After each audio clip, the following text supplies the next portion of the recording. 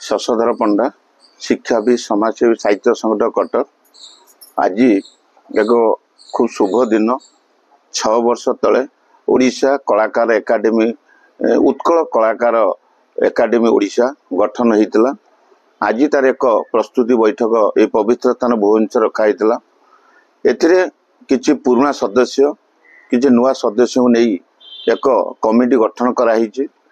ये जो उत्कल कलाकार एकाडेमी रो मुख्य उद्देश्य होची जो कलाकार माने तांकर प्रतिभा जानी पाउनाती ओडिशार लुकायित भाव में अच्छी सम्मुख को आनी से केमिति प्रत्येक सम्मुख रे बा प्रत्येक पेंडाले केमिति तांकर प्रतिभा देखै परिबे से लक्ष्य नहीं अनुष्ठान गढ़ाई।